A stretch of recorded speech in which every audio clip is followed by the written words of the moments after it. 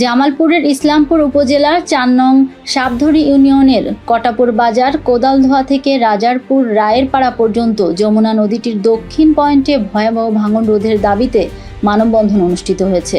মঙ্গলবার সকাল 10টায় কটাপুর, কোদালধোয়া, রাজাপুর, রায়েরপাড়া ও জিগাতলা এলাকাবাসীর আয়োজনে ভাঙন কবলিত কোদালধোয়া ঘাটে মানববন্ধনটি অনুষ্ঠিত হয়। মানববন্ধনে বক্তব্য রাখেন বকুল খান, মাসুদ মাস্টার, রহমান, শহীদ মণ্ডল, হামিদুল ইসলাম সহ এলাকাবাসী।